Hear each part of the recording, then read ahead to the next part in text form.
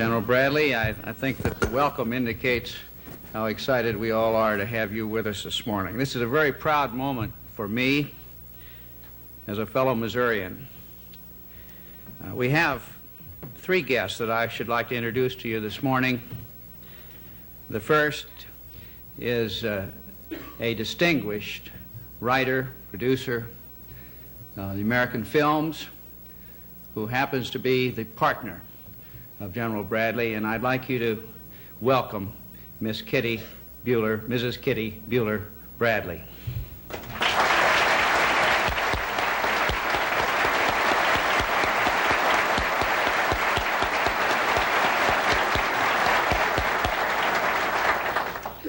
Second, I'm sure many of you saw on television, making sure that the President started in the right direction, the commanding general of the Washington Military District and our friend General Robert Arter.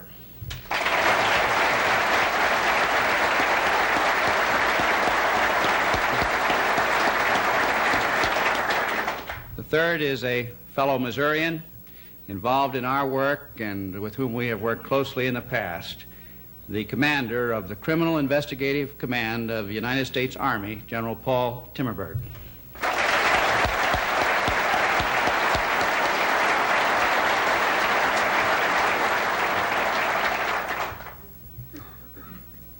This distinguished lecture was called on short notice, but it has been in the works for about 2.5 years. We have been trying to find a time on the General's travels and other responsibilities when it would be possible for him to join us. I didn't think it was going to be possible because of all of the demanding responsibilities that he has had during the inaugural exercises, from opening them to the Grand Marshal responsibilities. He's been intimately involved in all of them. But was with them Wednesday night, and the General, Mrs. Bradley, said, give us a day to rest, and we want to come to the Bureau. So we're just so delighted to have you both with us. One of the responsibilities of the leaders of the Federal Bureau of Investigation, and you are the middle management and future leaders of this Bureau, is to demonstrate in your personal lives and attitudes and principles the quality of leadership. What better opportunity than to listen to someone who has commanded the largest fighting force in battle ever assembled under the American flag, over 1 million men, a soldier's general who cares about his men. I'd like to tell you a little something about General Bradley, although most of you who have studied history know him for the living history that he is. He was born in 1893 in Clark, Missouri. I seem to be mentioning Missouri a few times, you'll understand. He was a graduate of West Point in the class of 1915, the class the stars fell on. More generals than in any class in the history of West Point, and he was the first to attain the rank of general. He was a major in World War I, and in World War II, you will recall that he succeeded General Patton, command of the Second Army in Africa, involved in the invasion of Italy and Sicily, commanded the ground forces of the United States in France, landing on D-Day with his troops. In June 6 will be 37 years since that memorable occasion. And I think it's interesting that the average age, Kitty Bradley, of the special agents today is 37. I think a great deal of water has gone over the dam in those 37 years. And many of you were not even around on June 6, 1944. And from 1945 to 1948, he was the administrator of the Veterans Administration. And then in 1948 was asked by the President of the United States to be Chief of Staff of the United States Army. And in 1949 was appointed the first chairman of the Joint Chiefs of Staff and served until 1953. In 1950, he was named General of the Army, the fifth general so honored in American history. The first was another Missourian, General John Pershing. In his swearing-in exercises on Capitol Hill, President Reagan asked us to look for the heroes of this country. We in the FBI know something about heroism and something about heroes. But I think all of us would agree that living today, there is no one in the United States who draws from us so much respect and who gives to us so much inspiration in terms of leadership and genuine heroism than the General of the Army who is here today and to whom I introduce you now. It's my pleasure and my privilege to give you the General of the Army, Omar N. Bradley. General Bradley.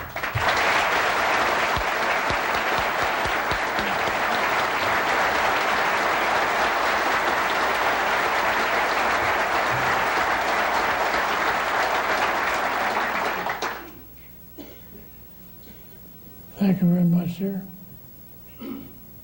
Yes, I've been in the Army now since 1911.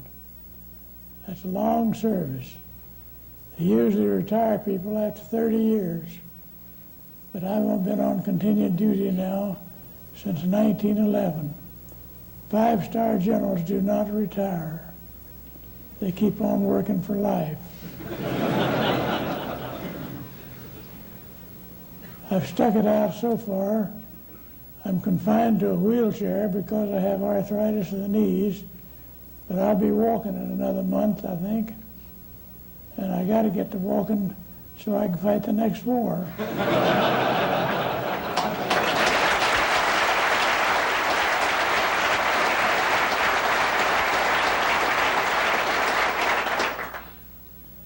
I like to walk the front line each day and see what's going on.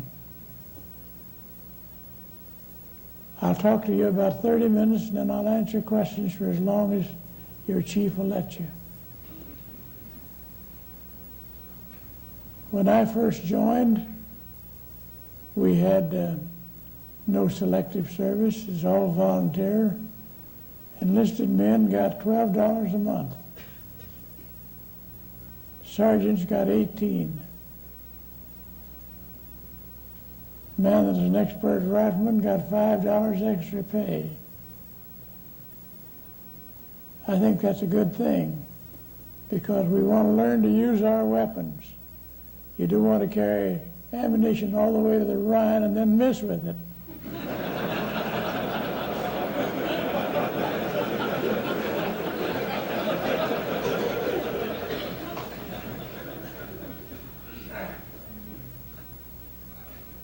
Servicemen ought to be like Mr. Ephraim Zimbalist, Jr., who played in the FBI picture. He never missed with his pistol. I incidentally saw him last night. I played golf with him. He's a hell of a good golfer and a good tennis player.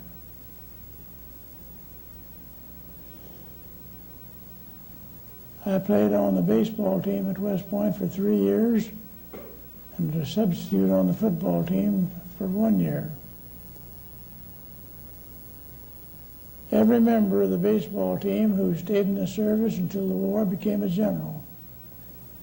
All the men who played against the Navy in football in 1914, except 2 who were sick, made general. So I think mass athletics is good for you.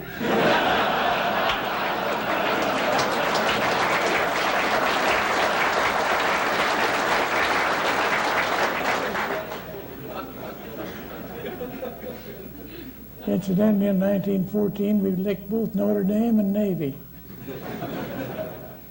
We played 9 games and won them all. We won one of them after the final whistle blew.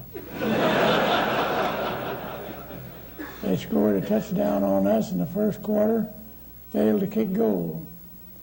We went through the whole game. When the final whistle blew, the ball was in the air. The enemy had kicked it. We caught it on our 25-yard line and ran it back for a touchdown. Sent our goal kicker in. He kicked the goal. We beat them 7-6.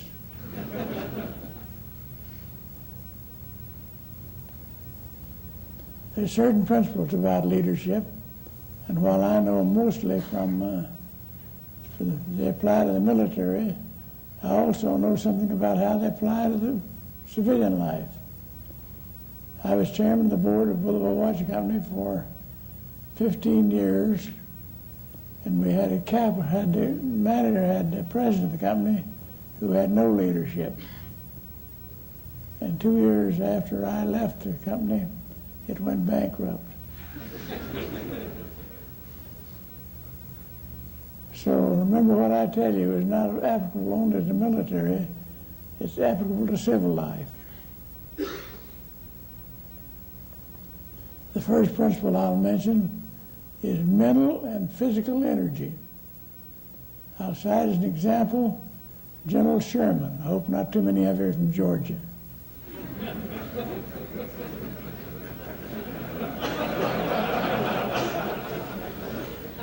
He marched his army from Chattanooga to Atlanta, fought only one battle. And he fought that because Congress demanded he fight one battle. You never get out of control of Congress.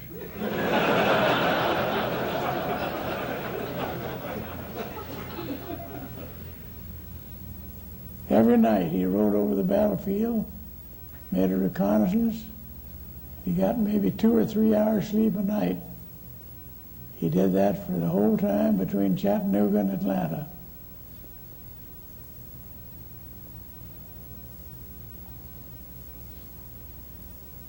So remember, mental and physical energy.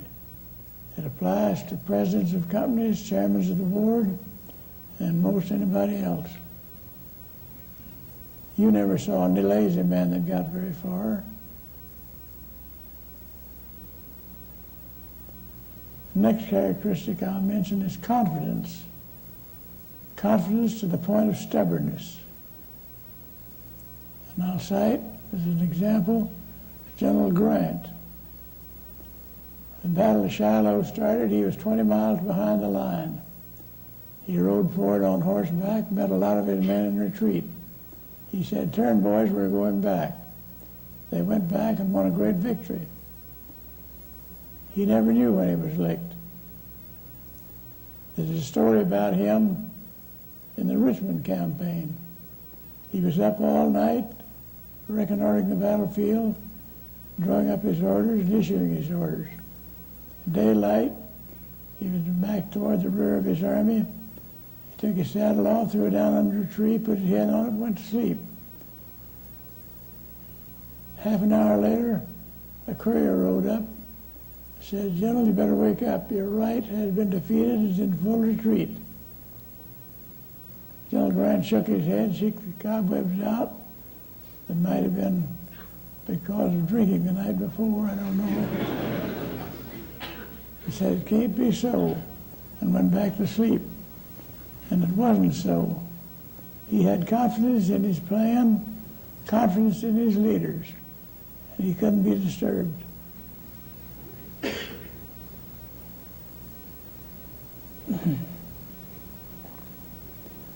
The next characteristic I'll mention is listening to other people. You don't know it all. Other people have ideas and have knowledge. Talk to them. I'll cite as an example General Lincoln. He would listen to anybody and try to correct their problems. Incidentally, I might mention here that General MacArthur was the only time since the Civil War General McClellan questioned the authority of the Commander-in-Chief. We obey the Commander-in-Chief. we take an oath to that effect. And nobody in the Army should question the authority of the President. I mention that only because all of you wonder why General MacArthur was relieved. He questioned the authority of the Commander-in-Chief. He had to be relieved.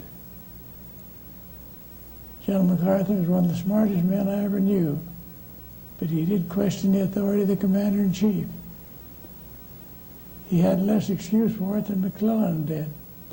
McClellan was president of a railroad, and at one time, President Lincoln was a young lawyer working for the railroad.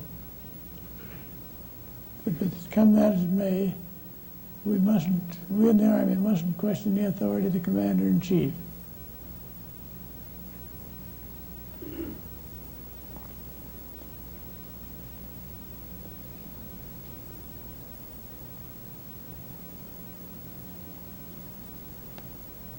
I have another saying, see and be seen.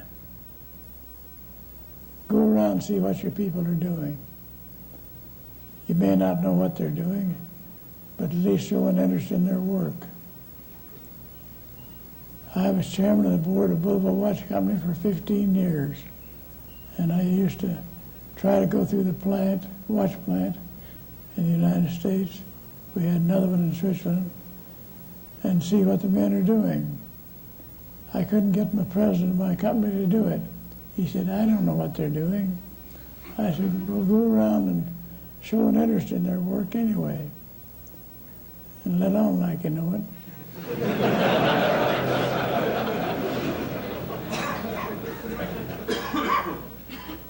Mr. Watson, who was one time president of IBM, which is a big company, said the art of leadership is in running something about which you know nothing about.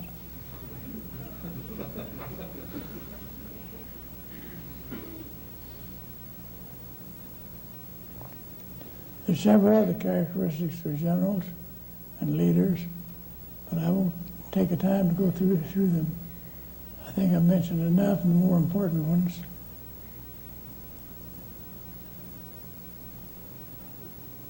What characteristics I had, I don't know. I think it was stubbornness. I never started anything and I didn't know I could finish. When we invaded Europe, the rumor got around among my men that every one of those in the assault divisions would be killed. I went around and talked to every man in those 3 divisions. Went around in the field, talked from the loudspeaker from the rear end of a truck or something else. When I got through, I think they all felt better. At that time, I had led the invasion of Sicily, in which I expected to be killed, but I wasn't. And I had very narrow escaped 6 times during the Second World War, but here I am untouched. I should have been killed 6 times. But the more you know about your business, the better chance you have to live. Twice during the war, I waked up in the night, heard tanks going by. I didn't know whether they were German tanks or American tanks. I lay there a minute and thought it over, and I said I thought I couldn't do anything anyway, so I went back to sleep.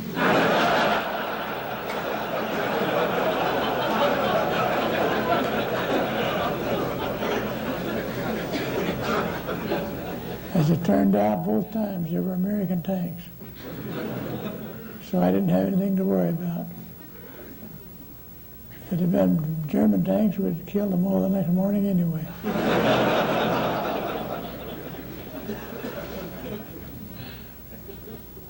I had my headquarters during the Battle of the Bulge, had my headquarters in Luxembourg.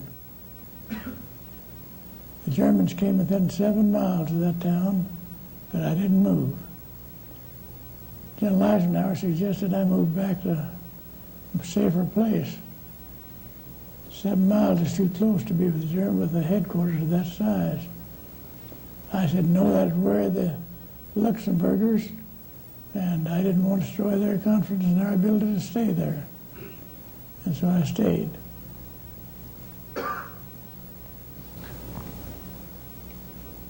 Have confidence in what you're doing. Have confidence in your plan and carry it through. Don't give up easily. Fight for it if you have to, but be stubborn about it. I think I've probably talked enough. I'll try to answer questions. If somebody would help me listen to them. Speak loud enough for me to hear you, and I'll make sure that the general understands the question. John? General, I'd like to know how at the top command level, how much knowledge was there that we had broken the German code? I think the code name for it was Ultra. Is that true? I don't think I got all of that. Could you repeat it, please? John's question, General, was how much knowledge was there among the general officers of the fact that the German code had been broken, the Ultra code? Well, I think we all knew it. I was the only one that used it. One night we intercepted a message that the Germans were going to counterattack the town of Carentan in France at daylight with an armored division. All I had in Carentan was a 101st Airborne Division. They had very few anti-tank weapons. So I sent a message down to my corps commander to send a third of an armored division over there to reinforce them. Send it over during the night. He did. He sent a third of the 3rd Armored Division to Carentan. And when the Germans counterattacked the next morning, they found a third of an armored division plus the 101st Airborne. We licked them, drove them back 5 miles and established our front line 5 miles farther to the front. Incidentally, during that fight, we killed 365 cows.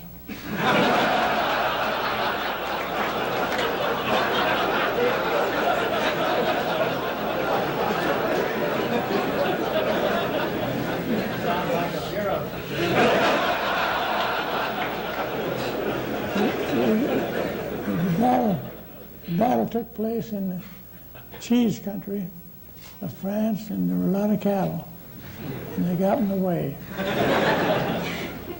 General, what were your major areas of agreement or disagreement with Patton over the course of the war? Patton was a fighter. I don't know what would have happened to him in peacetime, but he was a fighter. He was easy to handle if you knew how. On some occasions, I'd hear him coming about a mile away, blowing his horn. In those cases, when I knew what was coming, I'd get out a bunch of papers and put them on my desk in front of me, study them. He'd drive up in front and get out, come in, stomp up and down a few times, then come over and hit my table with his whip. And I'd look up and say, "Oh, George, you here?"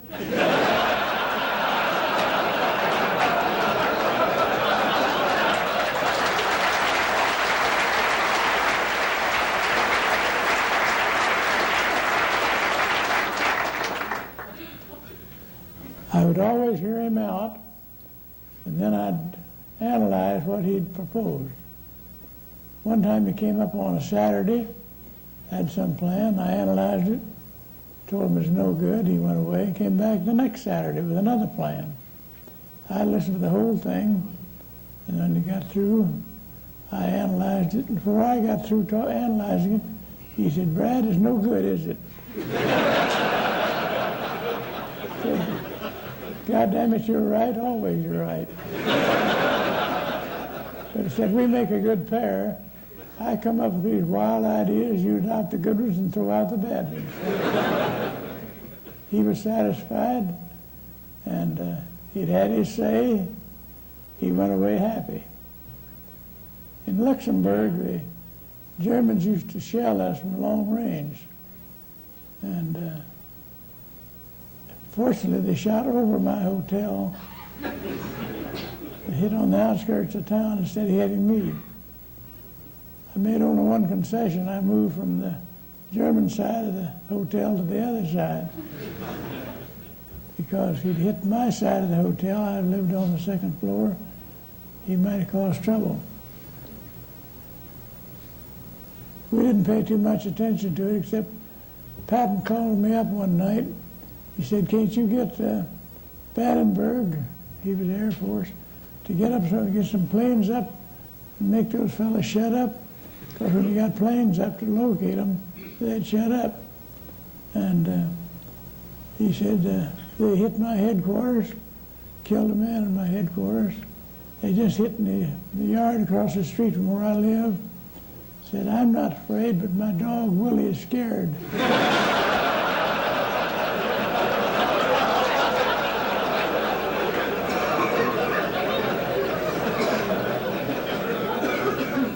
General, you characterized briefly General MacArthur, General Patton. How about General Montgomery? Was he as difficult to deal with as sometimes Reagan? Fortunately, I didn't have to deal with Montgomery too much. He was under Ike. And Ike threatened to relieve him, and when he wrote the letter out asking Churchill to relieve him, Montgomery's chief of staff, General DeGangon, saw it and he said, "Please don't send that till I have a chance to talk to Monty." He went back and told Monty what was happening. Monty came to heel very quickly. But he was a hard man to handle. He wanted to command all the ground forces. And I finally told Ike I wouldn't serve under him. Ike said, "I thought you'd do anything I asked you to do." I said, "I will, except for that. I will not serve under Montgomery." And I said, "Patton will not either. I've talked to him."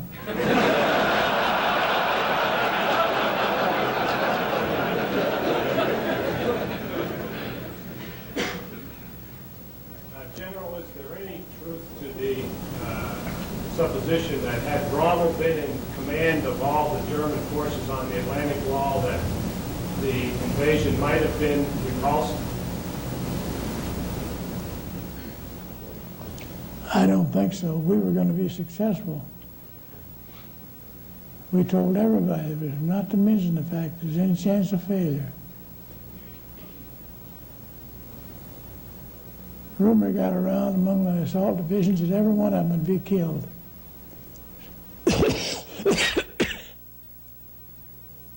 So I went down and talked to every man in the division. Going over on one of the boats, one of the correspondents saw a sergeant reading a book. He said, "Sergeant, how can you be so calm about it?" He said, "Aren't you worried?" He said, "No, General Bradley told us it'd be all right, so why should I worry?" So the talks did have some effect, I guess. Yes. General, on a related question, how would you assess Field Marshal Rommel in terms of being a tactician? I want you to assess General Field Marshal Rommel as a tactician. I think he was good. He commanded the sector that I landed in. He had done a lot to strengthen that sector. And in addition to the normal defenses of that sector, the day I hit Omaha Beach, I found the 352nd German Infantry Division maneuvering on the beach. That's what made it so hard. We fought until noon before we were successful. The other beaches went off very nicely. But Omaha Beach is particularly tough. It was,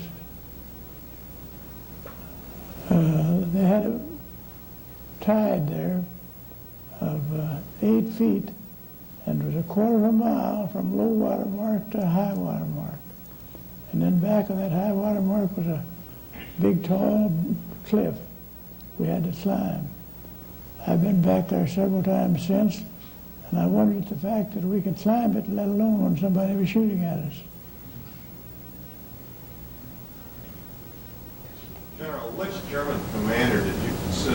account of it? I think Rommel is the most successful, the best general they had. He strengthened the beach a lot that I attacked. In the fields behind the beach, he had put mines on top of he directed poles and put mines on top of them to catch our gliders. And a lot of our gliders were lost by hitting those poles.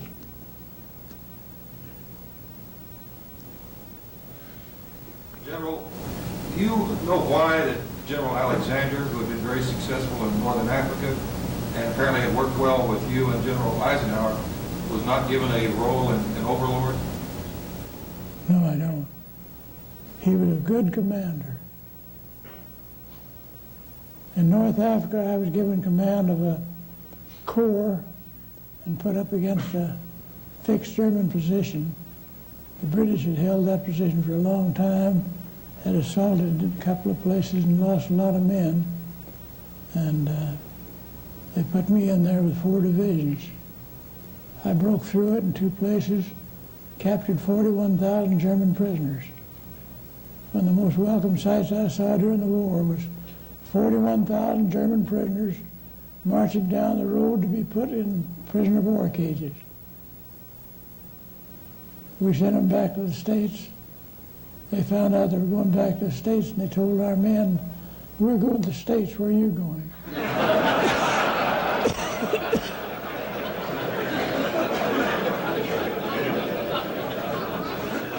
They had a pretty good answer. They said, "Berlin." We didn't go to Berlin. There's some question in your minds why we didn't. I got to the Elbe River and met the Russians there. I was about 90 miles from Berlin. I called me up one night and said, "Can you go to Berlin?" I said, "Yes." He said, "What do you think about it?" I said, "Well, it cost us, we figure, we have plans for it. We figure it'll cost us 100,000 men, and then we'll have to get out and turn it over to the Russians. Why should we do it?" I still think I was right. You don't give away 100,000 casualties easily. At least I didn't.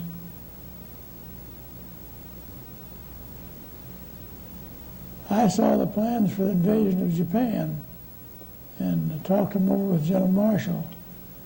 And we estimated we'd lose 100,000 men. We dropped 2 bombs and that ended the war. A lot of people criticized us for dropping the bombs. But anytime you can save 100,000 casualties, you do it.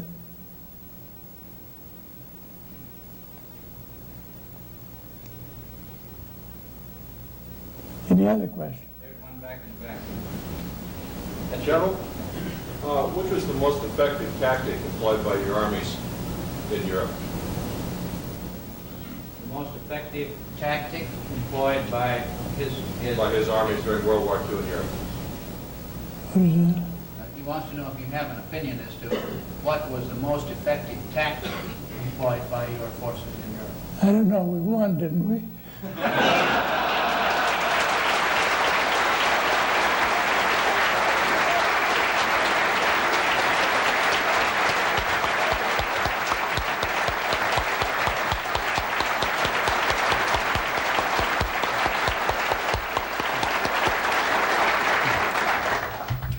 You have a question back there? I think he was just standing to salute the answer, General. Well, I think that's a tremendous answer to end on. It certainly is the essence of leadership.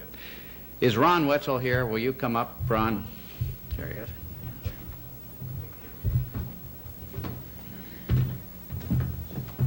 General, Ron Wetzel represents 16 graduates of the United States Military Academy who are now active members and special agents of the FBI. Good. And I've asked him to be present here this morning on this platform to represent all of them and all of us. And he's one of the supervisors that we asked you here to speak to. Normally, we give our distinguished lecture in these lecture series a little remembrance of the occasion as a way of saying thank you.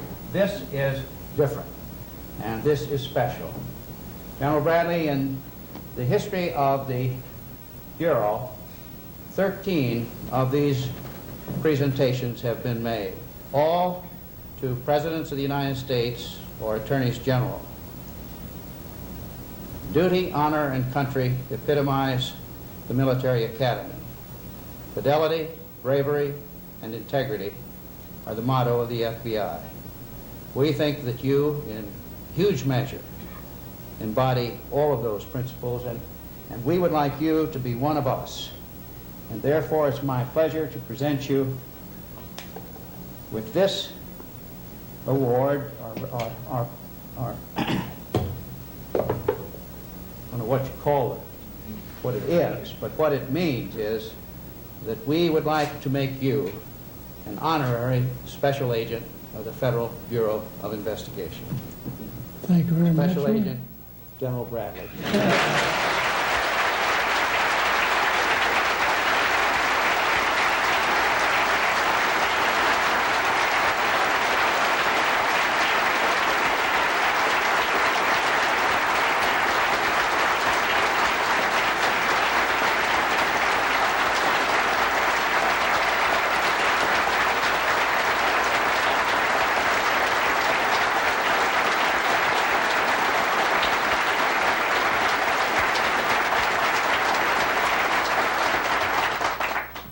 Thank you very much.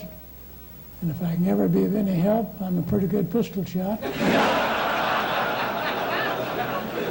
fact, I qualified as an expert last time I shot. I don't know what we're going to do to follow this one. Thank you, General Bradley. You'll always remember today. And thank you very much.